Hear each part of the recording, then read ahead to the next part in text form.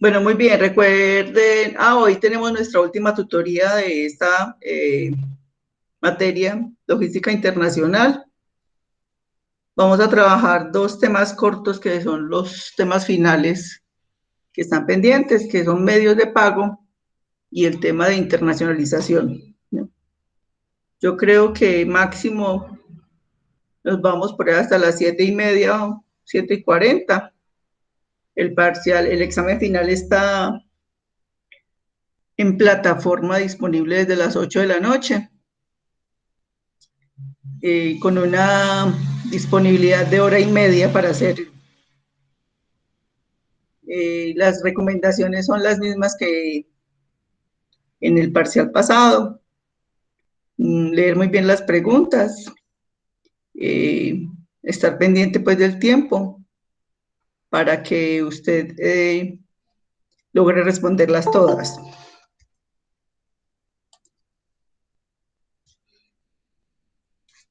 Lo mismo que en el examen anterior, en el primer parcial, la nota es el resultado que obtenga dividido entre 2, porque ellos califican ahí de 1 a 10.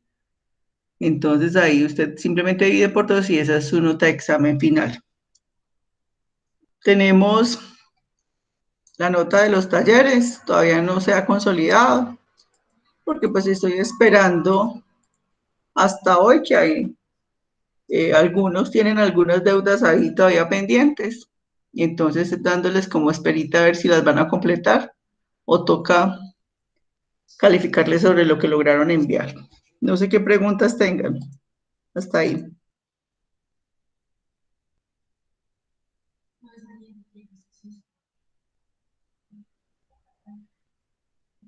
Muy bien, entonces si no hay preguntas, entremos en materia.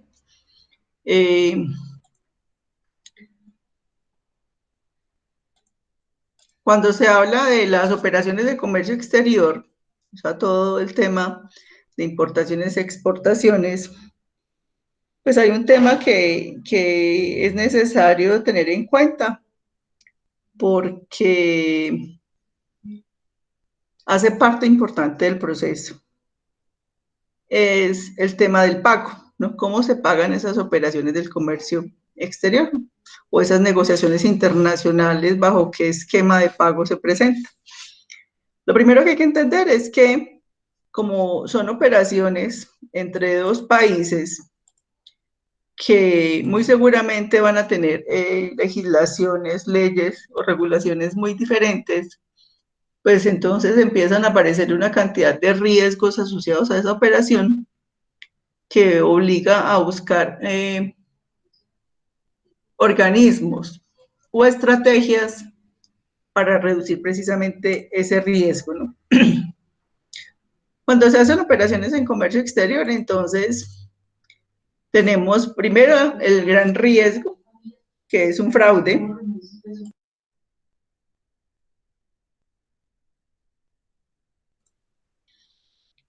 El fraude debido a las distancias y los tiempos de la operación, ¿no? O sea, usted puede despachar una mercancía y realmente nunca se le ejecuta el pago de hecho, de ese riesgo de no pago como tal, ¿no? Puede haber otro riesgo relacionado por las fluctuaciones cambiarias. Recordemos que Colombia es un país que está indexado al dólar y entonces pues dependemos de la movilidad de esa moneda. Por eso cuando el dólar sube, los exportadores felices, pero los importadores tristes, ¿no? Es porque tendrían que pagar más por la mercancía que van a traer. Entonces esas fluctuaciones cambiarias también suponen un riesgo importante al momento de hacer la operación.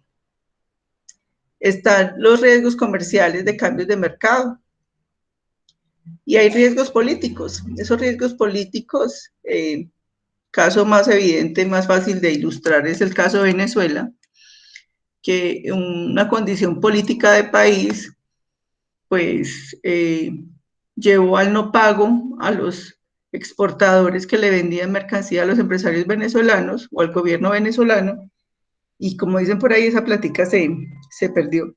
O le pagan en una moneda que realmente su poder adquisitivo es realmente pues, irrisorio y no tiene ningún sentido.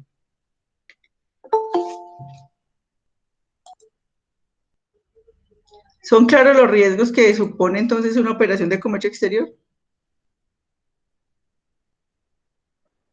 Sí, profe. Entonces, recordemos que cuando estamos hablando de las operaciones de comercio exterior, hay un esquema, hay un proceso, hay unas etapas de ese proceso de distribución física internacional y que es precisamente los Inconter los que me van a determinar la transferencia de costo, responsabilidad y riesgo, ¿no?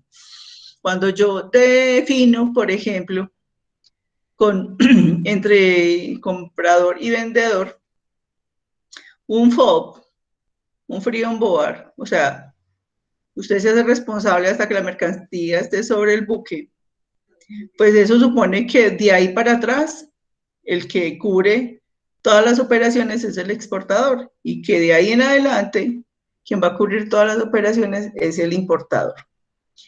Eso lo que determina es la responsabilidad, el costo y el riesgo, quien lo asume, pero no determina la forma como se va a pagar ese negocio entre el vendedor, que sería el exportador, y el comprador, que sería el importador, ¿no?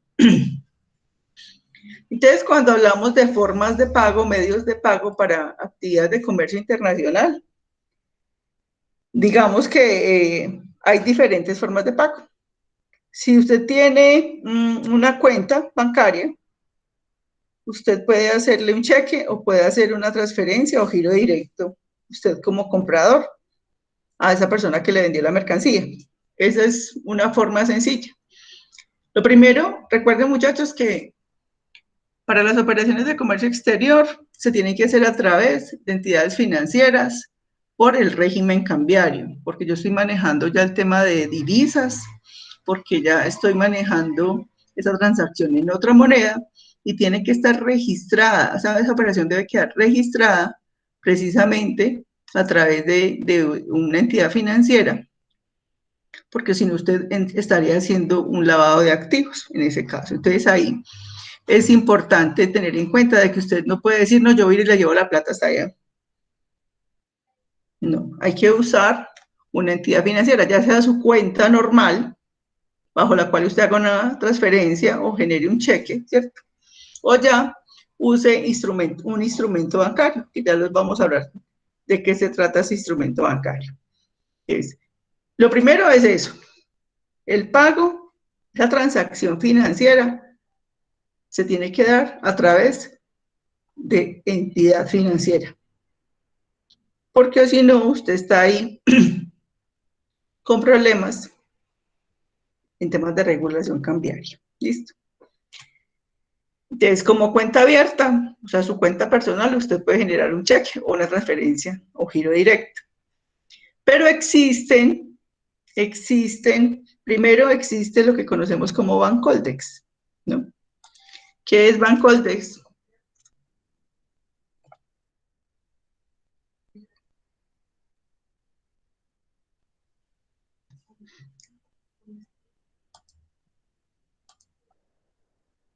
Ya no se acuerdan cuando empezamos a hablar de Bancoldex.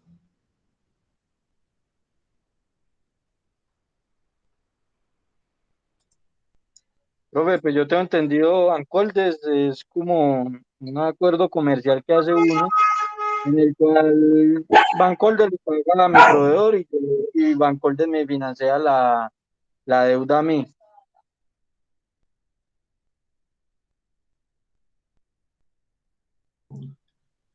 Eso es Profe, una, señor, es un banco que le hace préstamos a las empresas o hacen la compra de cartera para poder que ellos tengan de pronto un crecimiento o puedan expandir de pronto el mercado y no exigen tanto papeleo, si no estoy mal. bueno, Bancoldex es el Banco de Comercio Exterior de Colombia, ¿no? Es efectivamente una institución financiera de segundo piso, que es quien facilita a través de sus servicios las operaciones de comercio exterior, ¿no? Ellos manejan dentro de sus servicios unos instrumentos bancarios que van enfocados precisamente al manejo de esa pago o ese medio de pago que se debe usar entre importador y exportador. Tenemos la carta de crédito, la cobranza documentaria, la letra avalada y la nota provisoria para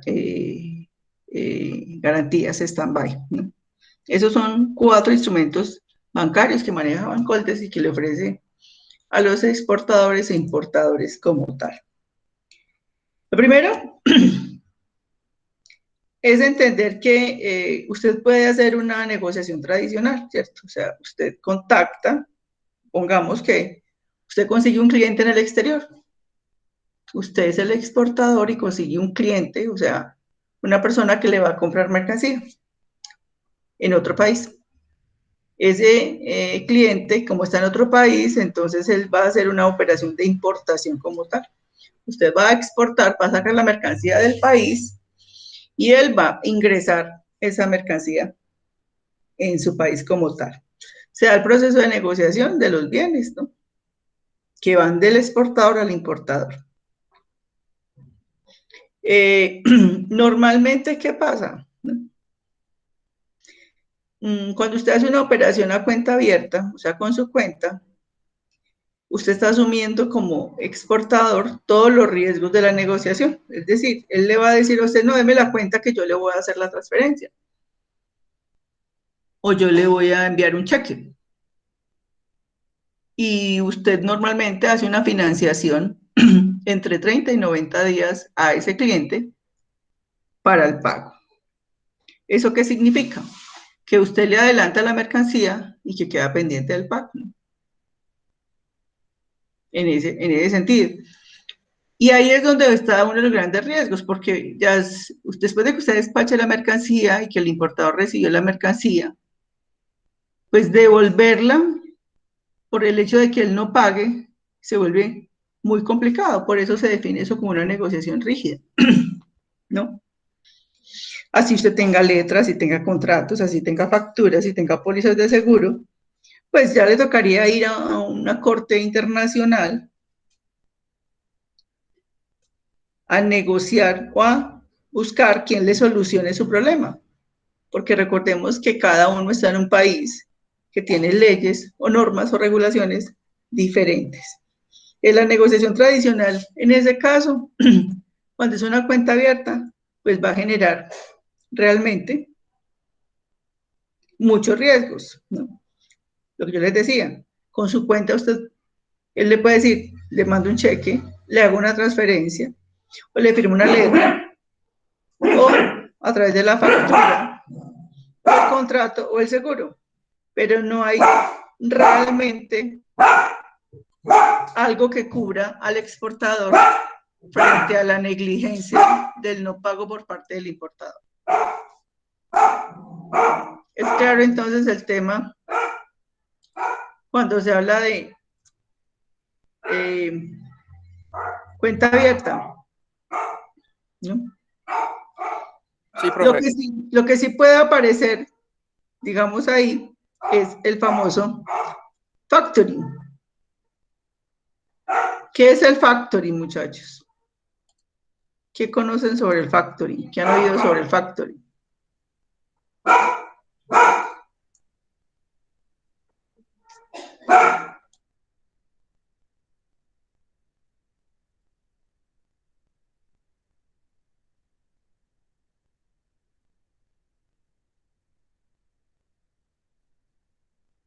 Profe, la verdad no lo había escuchado.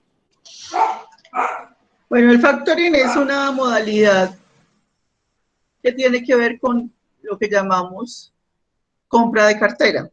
¿Sí ven? La compra de cartera es lo que se conoce también como factoring. ¿Qué es la compra de cartera, muchachos? ¿Ustedes les han ofrecido compra de cartera? Profe, por decir, cuando una persona tiene dos o tres préstamos en bancos diferentes, hay un cuarto banco que le ofrece a usted comprarle esas carteras a un precio para que le queden las tres carteras que usted tenga regadas en una sola.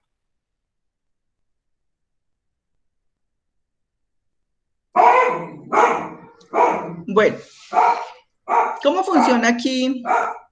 Supongamos el factory, en este esquema que tenemos acá, este esquema de factory, ¿no? Supongamos que usted le vendió a un cliente en España, ¿no?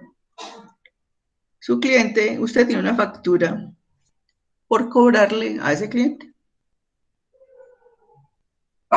Usted le dice al banco, le vendo la factura de Pedro Pérez, ¿no? Entonces supongamos que esa factura es por $25,000, ¿cierto? Y usted le dice al banco, cómpreme la factura que yo tengo de Pedro Pérez por $25,000. Listo. El banco le dice, listo, yo le compro la factura, pero le doy $20,000 a usted, ¿no? Le doy $20,000 a usted y se los desembolsa, listo. El banco luego procede a cobrar la factura por 25 al cliente suyo en España. Eso es lo que es un factory. Es una venta de facturas. Obviamente, quien las compra, pues va a comprarlas por un menor valor para obtener una ganancia, una retribución.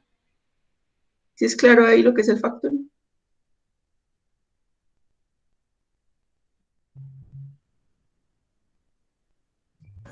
Sí, profe.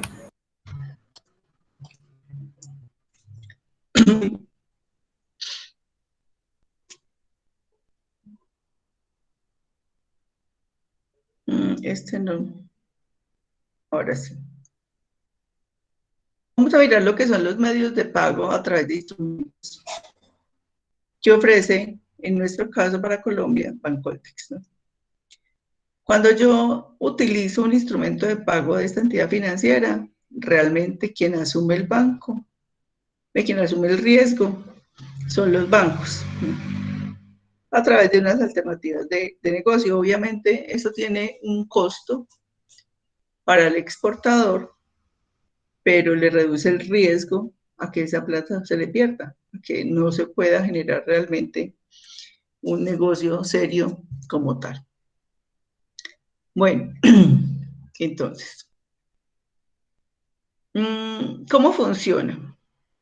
Usted está en Colombia, usted es el vendedor, o sea, usted es el que va a exportar, y en Colombia, quien lo va a representar a usted va a ser Bancoltex, como tal, que es el banco de segundo piso que hay en nuestro país, que tiene estas alternativas. Listo. Usted hace negociación con el importador, es decir, con su cliente, y él debe también tener otro banco que lo represente allá. O sea, la relación cuando yo uso un instrumento de pago distinto a cuenta abierta ya no es entre personas, empresas, sino entre entidades financieras. O sea, la relación es entre banco a banco. Por eso Bancoldex le dice al importador, vea, yo voy a representar a Juan, usted, Pedro, tiene que buscar quién lo represente. Ese es el primer esquema de negocio que existe ahí. ¿Listo? ¿Cuáles son los documentos más utilizados? ¿No? Los más usados son la carta de crédito, la cobranza documentaria, perdón un momentico, cobranza documentaria de letras avaladas, letras avaladas con compromiso de pago, notas promisorias y compromisos de reembolso. Algunas de ellas usted las puede trabajar con garantías stand-by. Ya vamos a mirar qué es todo esto. Listo.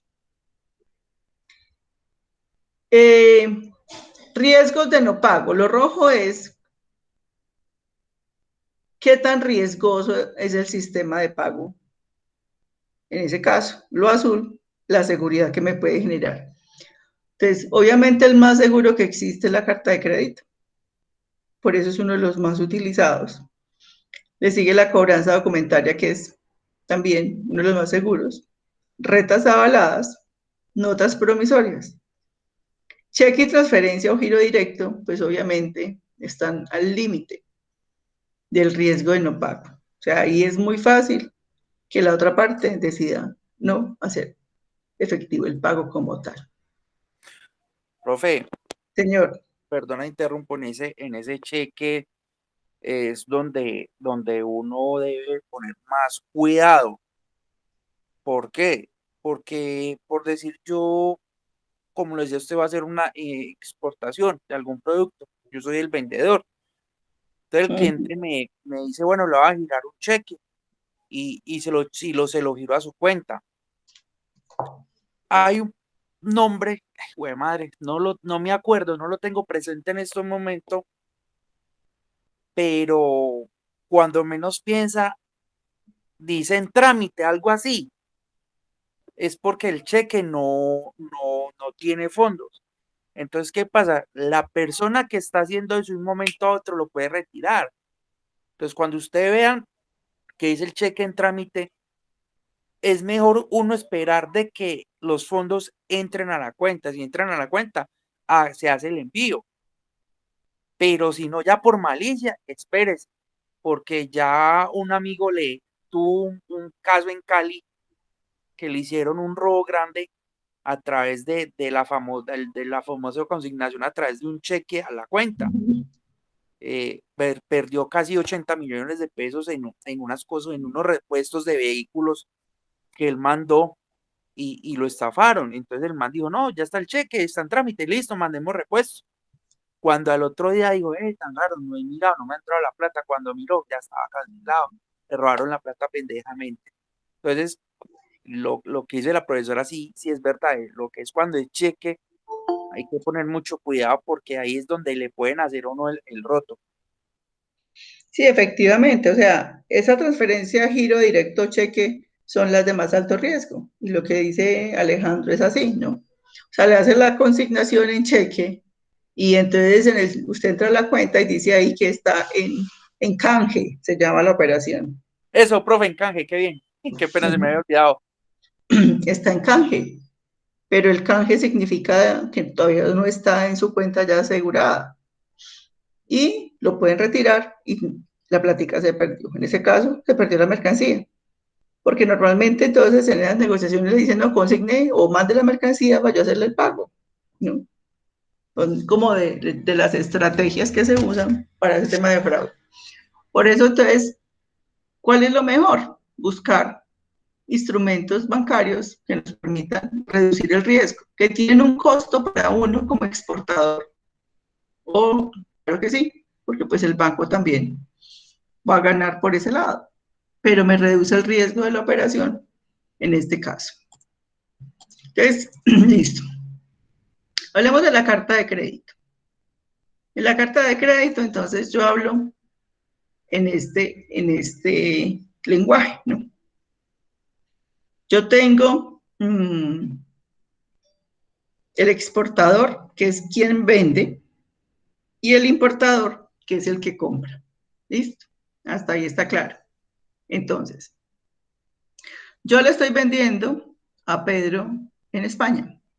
Listo. Entonces, Pedro en España va y busca su banco, ¿no? Que es el banco emisor. Es el emisor.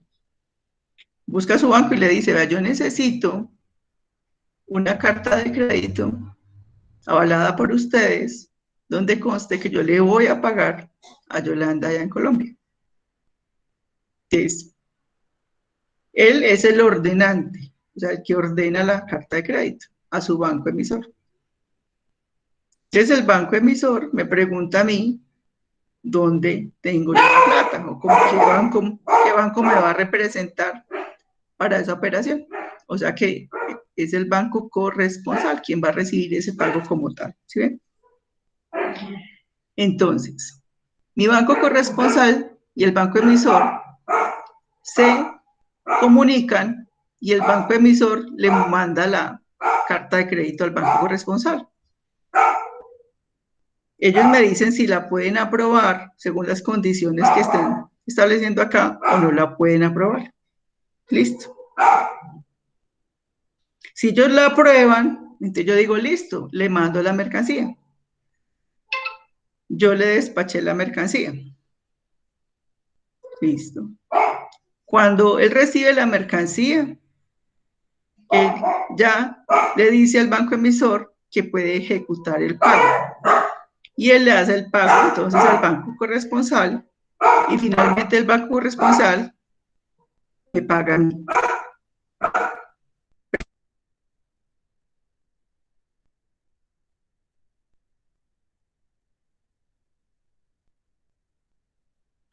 ¿Es claro el ejercicio ahí?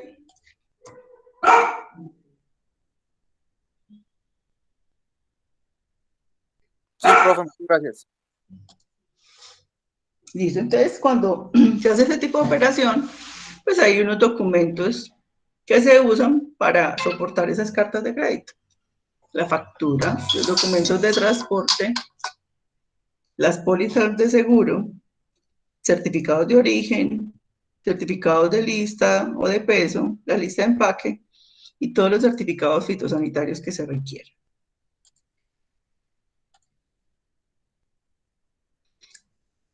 Esas cartas de crédito pueden ser revocables o irrevocables, ¿no?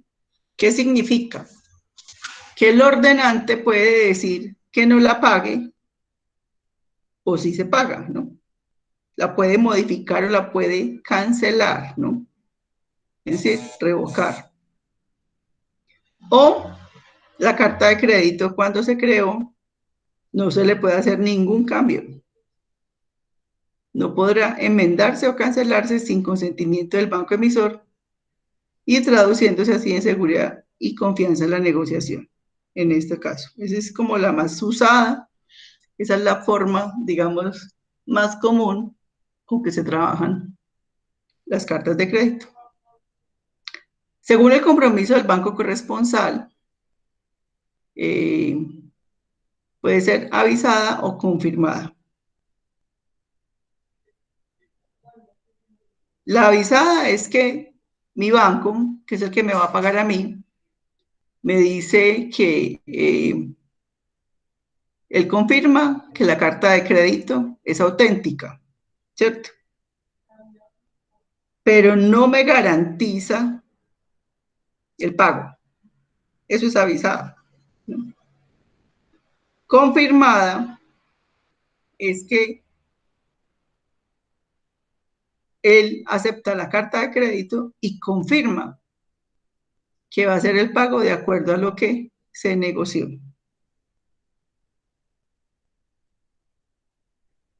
Y puede ser pago a la vista, pago a plazo contra aceptación, pago a plazo mediante pago diferido. Pago a la vista es que si yo le llevo los documentos, ¿cuáles? Estos que estaban acá. Él ya me la pague, ¿no? Contra aceptación es cuando yo le vendo a crédito entre 30 y máximo 180 días a ese vendedor, a ese cliente. Entonces, yo la acepto así, ¿no? O cuando ya es superior a 180 días, es lo que hablamos, un pago diferido, ¿no? Digamos que aquí está la carta de crédito, en resumen, ¿listo?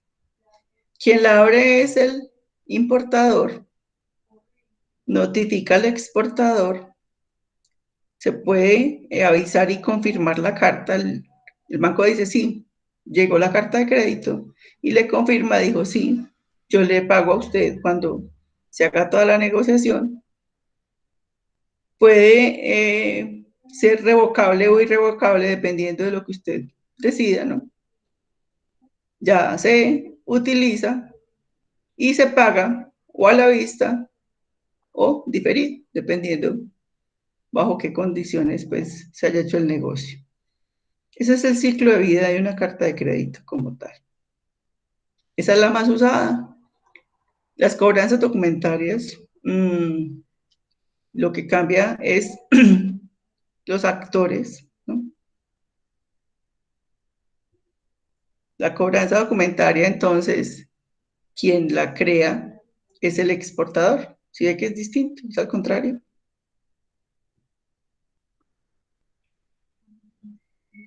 Y lo hace con su banco remitente, que genera la cobranza documentaria al banco encargado del cobro. Entonces, yo cedo a esa banca cobranza documentaria, él se la envía al banco encargado del cobro, él le cobra al importador y le paga al banco remitente que finalmente me paga a mí. ¿Es claro cómo funciona la cobranza documentaria? Sí, profe.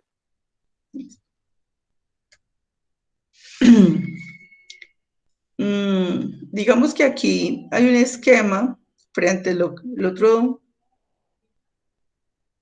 otros instrumentos de pago, que son las letras y las garantías de stand-by, ¿no? Entonces aquí tengo primero la negociación entre el exportador, que hace todo, intercambio de bienes con el comprador, ¿no? El comprador, el comprador, es decir, el importador, solicita una garantía. Entonces le dice al banco, vaya, es como quien dice un fiador, ¿sí ven? Esa es una garantía. Entonces le dice al banco, respáldeme para yo comprar esa mercancía en el exterior, le dice el que va a importar. Solicita una garantía con un banco. Él envía esa garantía y se la manda a nuestro banco, ¿no? Ya ahí, entonces, define si sirve o no sirve. Revisa texto y confirma la garantía al exportador, ¿no? Le compra al exportador las letras con las cuales hicieron la negociación y finalmente ya se las paga en dólares al exportador. Ese es el esquema también usado en stand-by. Esas son las notas, pues, ahí, digamos, más importantes. Acá, me voy a volver.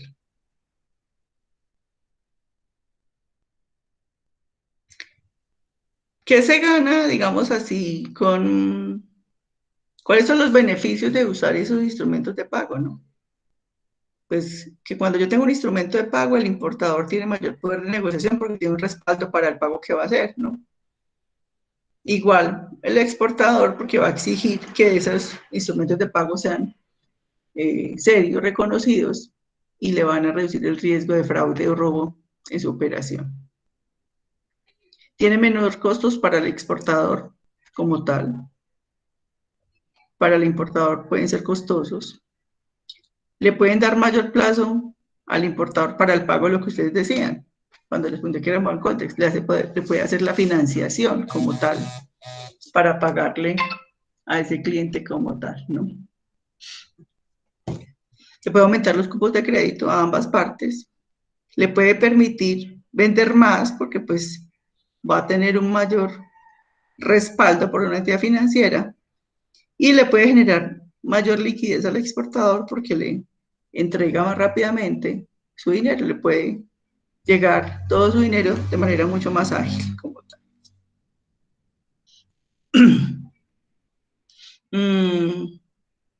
Es importante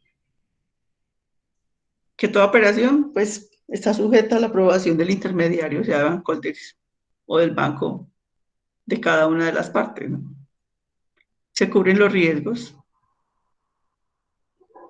de los que hablamos al principio, fluctuaciones bancarias, todo el tema de no pago, riesgos políticos, porque ya es una negociación entre el sector financiero. Se dan más alternativas, se da financiación. Entonces eso le permite a las partes tener un capital de trabajo, que yo puedo decir, no, yo le pago a 90, a 30, 90, 60 días. Entonces en ese tiempo puedo trabajar con ese dinero. Y Digamos que los niveles, las cantidades, pues eso depende también con la legislación eh, financiera que tenga un país como tal. Sí es importante entender que cada negocio es distinto, ¿no? O sea, yo no puedo pretender que cada exportación se comporte igual o que cada importación se comporte igual. Recuerde que las condiciones de la distribución física internacional son diferentes para cada operación, así sea la misma mercancía, para el mismo cliente. Porque hay unas variables ahí que a veces no son controlables y entonces pueden alterar esas condiciones iniciales del negocio. Igual pasa con los medios de pago. Entonces eso sí hay que tenerlo muy presente. ¿Preguntas? No, profe. Muy bien. Llamemos a lista para que hagamos el otro tema. Para aquellos que se conectaron después, les estaba diciendo que hoy es nuestra última tutoría,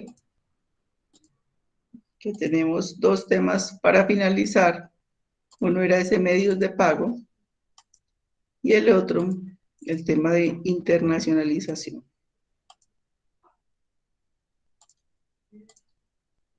Empresarial.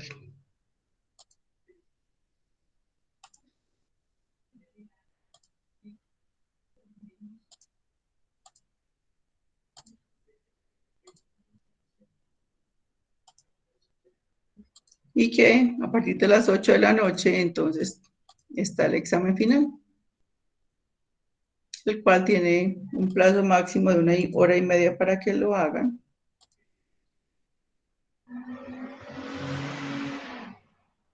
Y listo.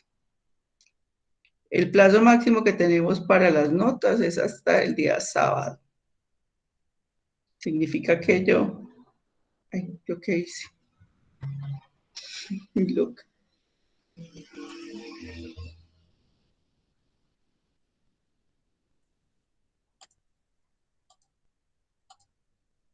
Se supone que el plazo era hasta hoy para enviar lo que tienen pendiente. Michael Esteban, Presente, profe. Daniel Felipe, Presente. Diego Andrés, Presente, profe. Jonathan.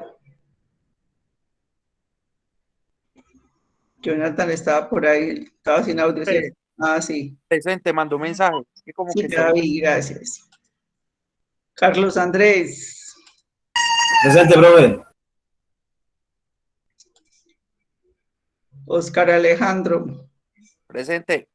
Andrés Felipe. Presente, profe. Muy bien. Bueno.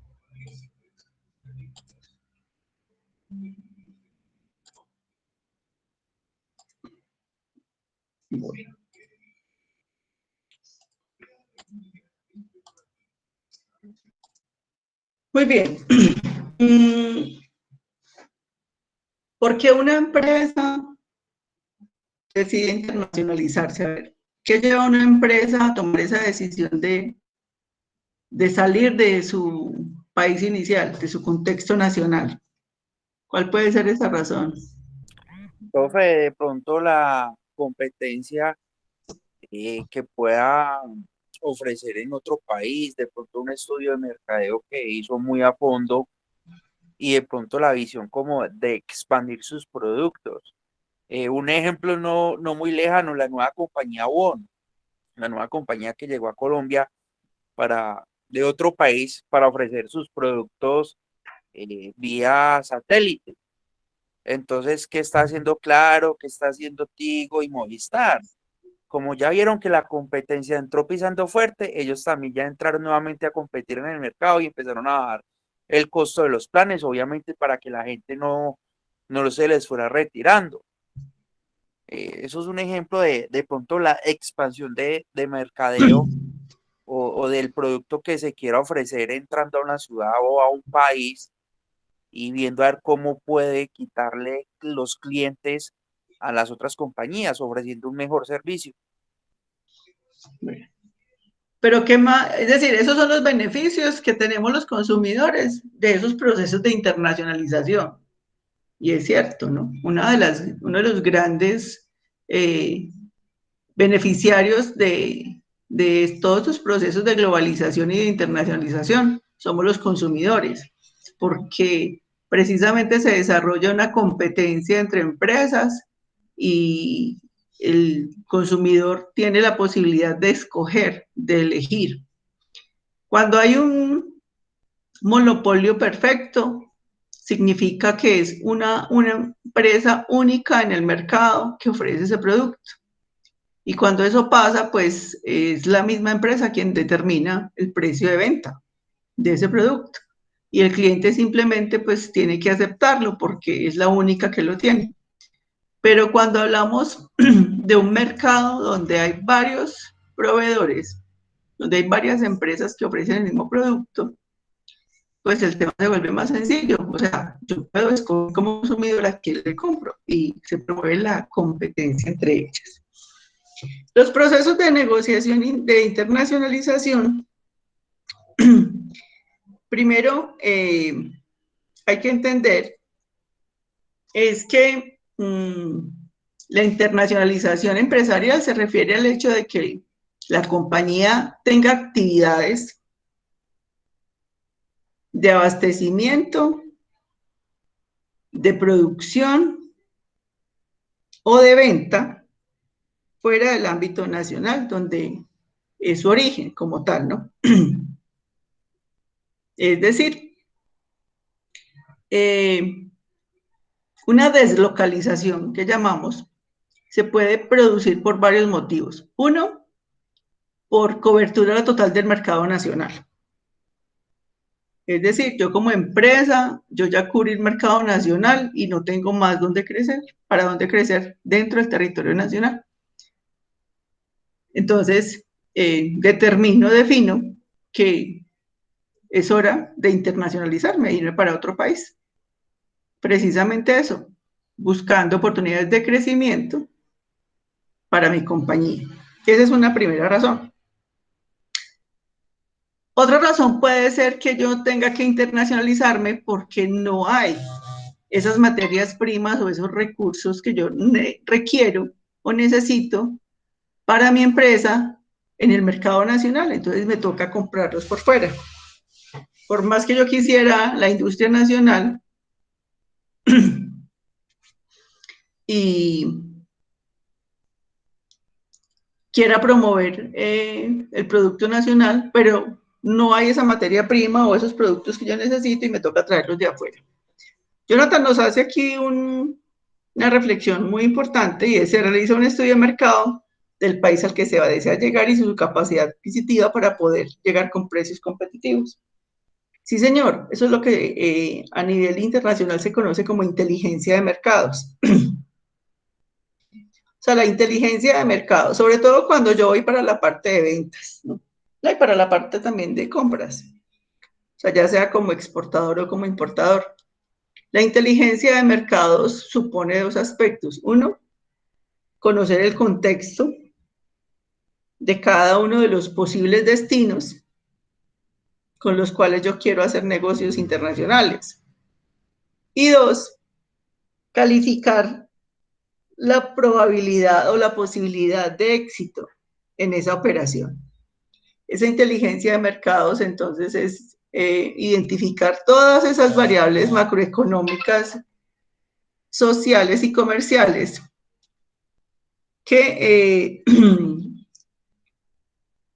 de una u otra manera van a afectar la operación.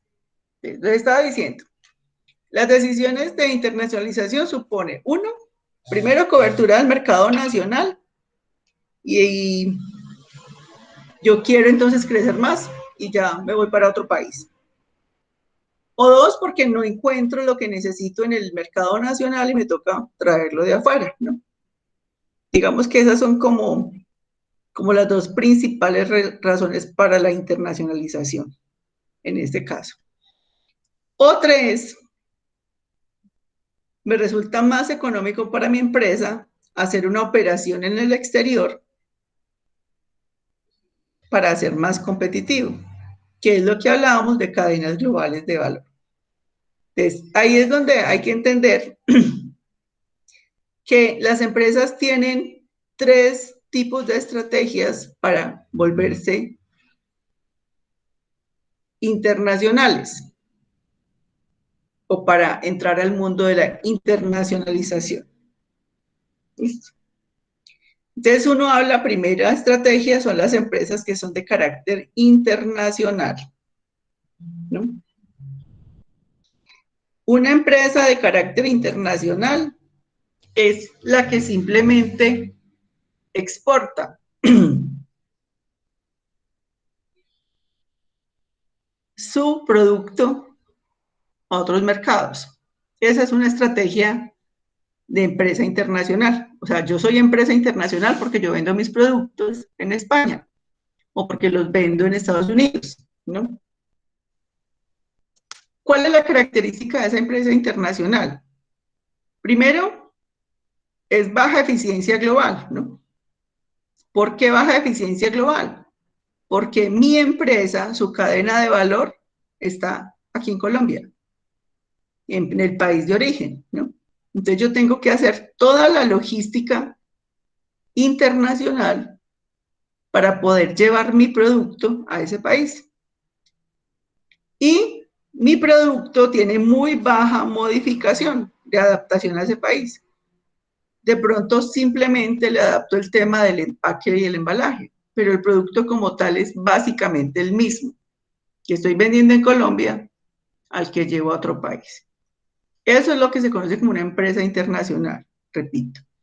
Su cadena de valor sigue siendo en el país de origen, o sea, la empresa está aquí, pero lleva productos a otros lados. ¿Es claro esta primera estrategia? Sí, profe. Entonces, ahí hay empresas, esos logos son de empresas que tienen, digamos, como esa característica o ese modelo de negocio. Está la multinacional, ¿no? Una empresa multinacional igual no tiene mucha eficiencia global. Supongamos, yo le vendo el producto a un país, pero me doy cuenta que yo puedo montar la producción en ese país donde estoy vendiendo el producto. Entonces, traslado, ojo, la parte operativa. O sea, por ejemplo, yo puedo decir, no, la producción la hacemos allá y vendemos el producto allá mismo, ¿cierto? Pero siguen dependiendo estratégicamente de la casa matriz, en este caso en Colombia. Ahí sí hay una alta adaptación del mercado al producto, porque como yo voy a producir dentro del mismo país, lo ajusto para que cumpla con las condiciones de ese mercado. Ejemplo, entonces usted dice, no, estamos vendiendo zapatos en Colombia y los estamos exportando a Chile o a Ecuador, a cualquier país de Sudamérica, ejemplo.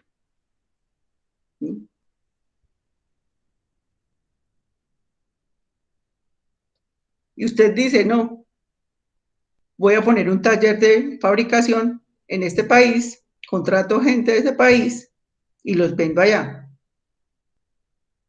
Pero usted sigue liderando desde Pereira, desde Colombia, esa empresa. Esa es la multinacional.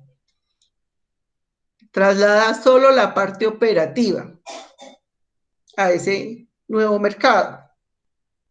Y como traslada la parte operativa, pues ya hay una adaptación importante del producto. Pero sigue dependiendo de la casa matriz. Eso es lo que se conoce como una multinacional. ¿Es claro el concepto?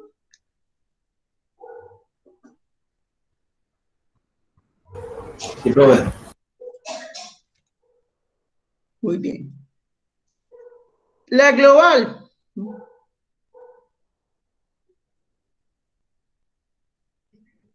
Cuando hablamos de empresas globales, estamos hablando de una empresa que ya presenta alta eficiencia global, es decir,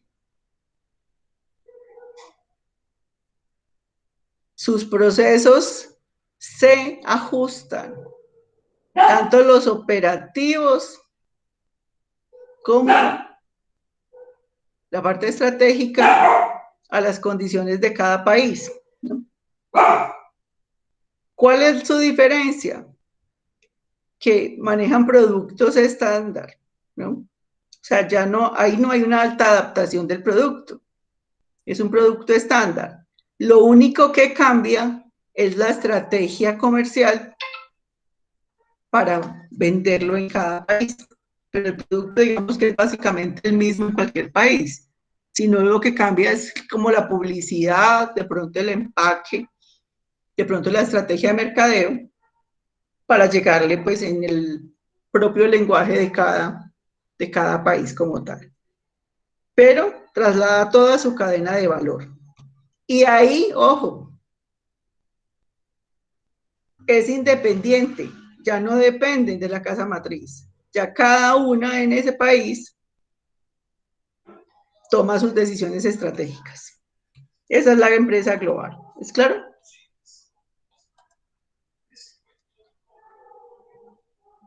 Y tenemos la transnacional.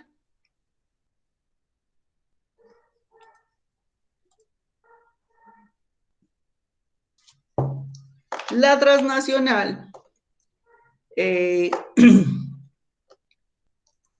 es como la evolución de la global.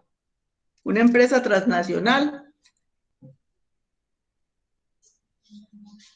tiene su cadena de valor en diferentes países, ¿cierto? Completa, a nivel operativo y a nivel estratégico, ¿no? ¿Qué pasa? Que cada país pues va a tener unas ventajas comparativas y va a tener eficiencias en algunos aspectos. Entonces cada país empieza a especializarse. Y se presentan sincronización de operaciones globales. Eso significa que se va a dar una alta adaptación de productos según disponibilidad de factores.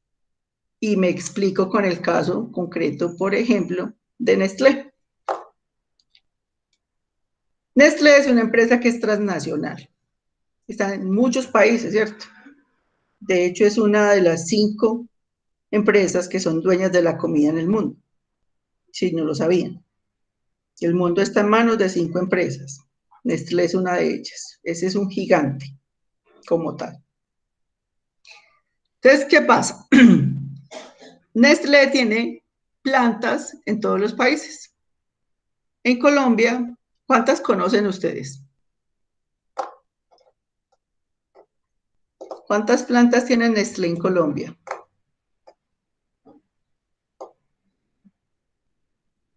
Profe, creo que hay una yendo para el Valle, si no estoy mal.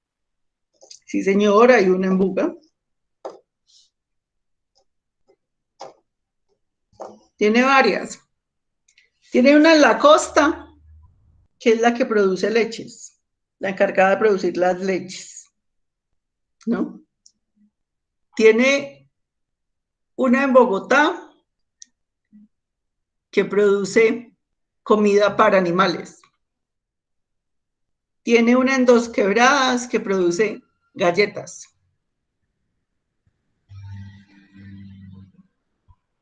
Tiene una en Buga la Grande, que produce el Milo, todo lo que son productos, el Nescafé creo que es, el resto de productos creo que es la más grande que haya. Listo. Entonces ellos tienen plantas en Colombia, pero cada planta está dedicada a algo, por eso está especializada, ¿no? Y entonces, La de Dos Quebradas, que es la de la galletería, le vende a otros países las galletas, porque ella se especializó en galletas. La de la Costa, que trabaja leches, le vende a otros países la leche. ¿Sí ve? Y abastece, por decir algo, 4 países en Sudamérica. Existirá otra planta de Nestlé de leches que abastece otros países de otro lado. Eso es lo que se conoce como una empresa transnacional. O sea, trasladaron toda su cadena de valor operativa y estratégica y se especializan y se vuelven, ojo, proveedores de ellos mismos en otros países, en otras plantas. ¿Es claro ese concepto? Sí, profe. Bueno, esas son las estrategias de internacionalización. Entonces, son 4. ¿Cuáles son? ¿Se acuerdan?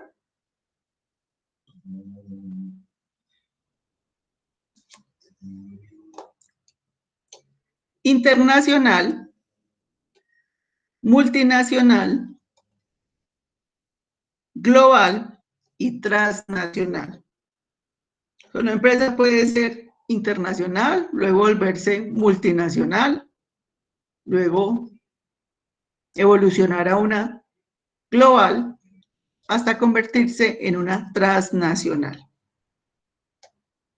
¿Listo? ¿De qué forma? Los modos de entrada. ¿Cómo puedo entrar yo a otros mercados? Entonces ahí están las formas en que yo como empresa puedo ingresar a otros mercados. Puedo entrar a través de la exportación, de la licencia, de la franquicia, del joint venture, el riesgo compartido, con inversión extranjera directa o con acuerdo llave en mano, ¿no? ¿Cuál no conoce?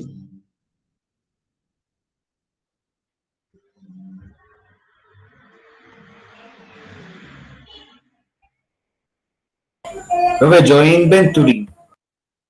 El joint venture. Bueno.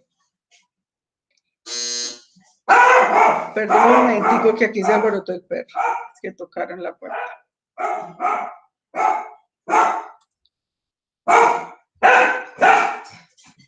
Esperen un momento, yo abro, por favor.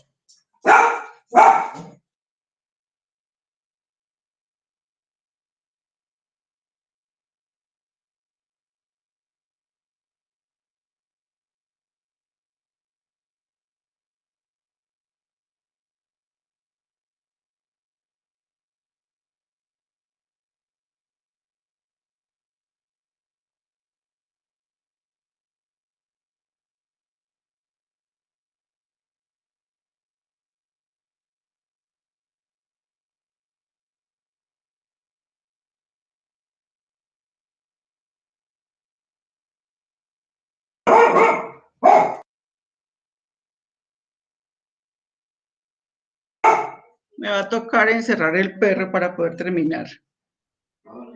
Ahí se calmó, bueno. Bueno, me voy a devolver acá.